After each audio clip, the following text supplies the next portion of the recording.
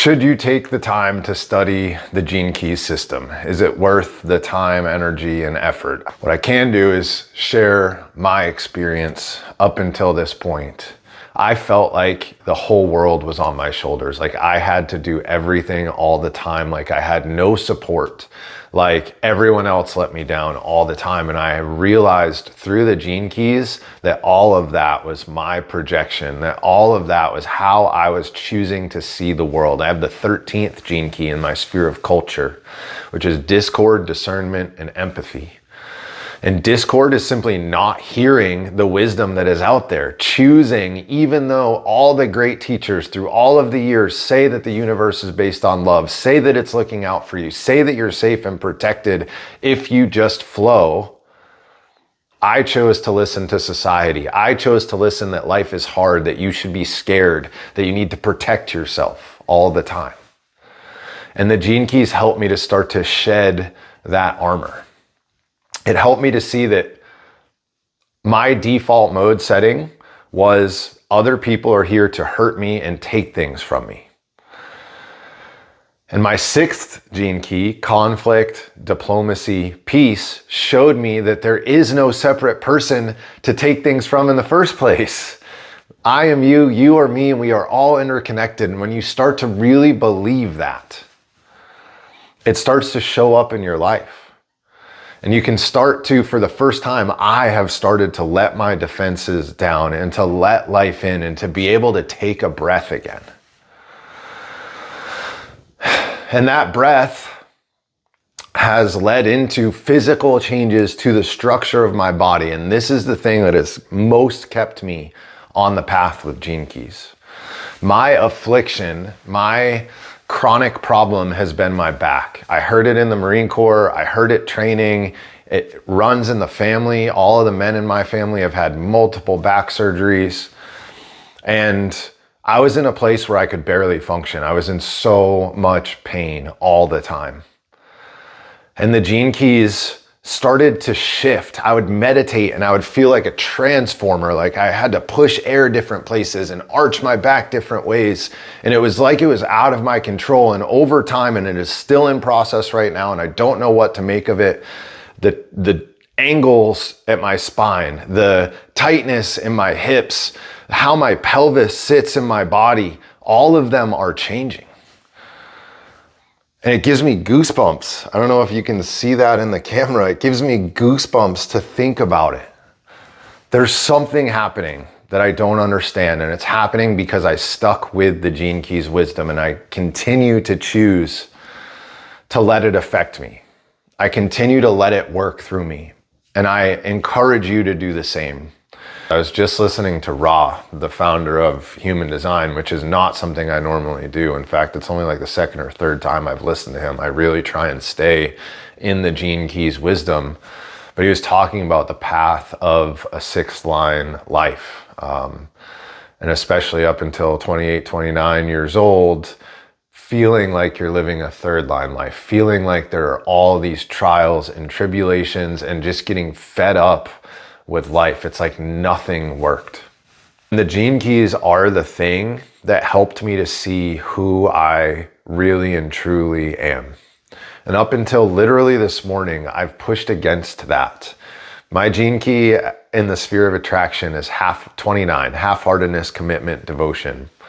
And I've been half-hearted, not in my study of the Gene Keys. I've seen the value and felt the changes in my world, which I'll talk about a little bit more later.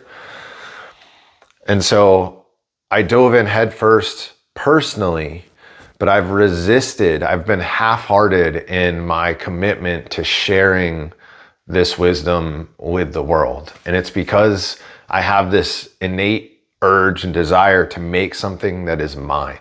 But as I was listening to Ra, he talks about this 2nd phase of life as sharing something that you found already that has worked for you.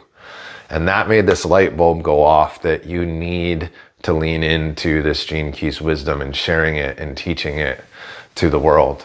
So I need to give you a little bit of background about my life and who I am first. I grew up in a pretty rough home, alcoholic parents, divorced, a latchkey kid, got into a lot of trouble. By the time I was 16 years old, I was a full-blown heroin addict. I started drinking when I was 13, messing around with weed at 13, ecstasy by 15, OxyContin by 15, and then deep down the heroin rabbit hole by 16. And by 18, it was really clear that things weren't going well, and I was going to have a very short life. I had lost so many friends already up until that point by overdose, by violence, by suicide. It was a sort of misfit paradise. We all were just doing the best we could. And at that point, what I had to cope was drugs and alcohol. That's what I learned when I was a child, and it's what I leaned on.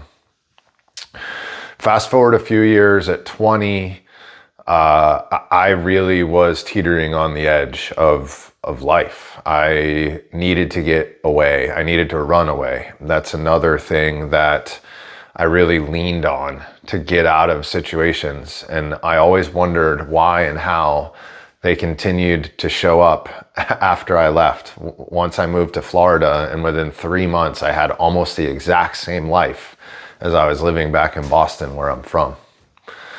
And so I joined the Marine Corps, and it changed my life fundamentally, but it replaced one set of habits with a totally different set of habits, neither of which were who I truly was. And I'm eternally grateful to the Marine Corps. It did help me kick my addiction. It was the thing that pulled me up out of the darkest depths, and I don't think I could have done that on my own. There's some element of grace there because most of my friends did not make it out. I have had 2 in the past 2 weeks that have passed away. We're almost 40, and this shit happens weekly. And the Marine Corps gave me discipline, and it gave me habits, and I buried myself in that discipline and in those habits. I started exercising as an outlet, as a means of coping with the world, which is really just another form of addiction, albeit a healthier form.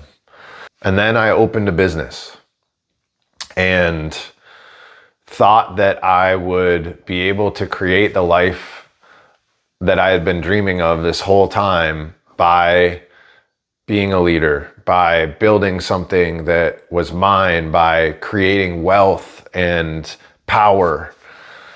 And that was the next way that I tried to fill that hole.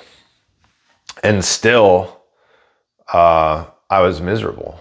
And that was really a crushing blow for me because I knew being an addict wasn't the way.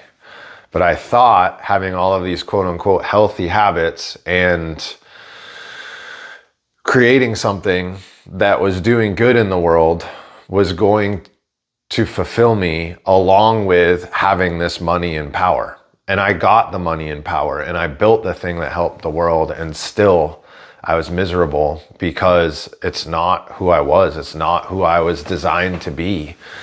The only thing that I can think is I'm meant to be here doing this type of work, helping people to live the lives that they're meant to live, sharing the wisdom and knowledge that I've gained over the years. Richard Rudd had a saying that shallow drafts of wisdom, or beware of shallow drafts of wisdom, they can be intoxicating. So if you choose this wisdom, please don't choose it as a shallow draft. Focus on it, be with it for a period of time, get into the hard stuff. Because from that come all these changes that I'm talking about. All right, I think that's enough for today. Expect a lot more content on the Gene Keys. We're gonna lean in, we're gonna see what happens. I'd love for you to come along with me.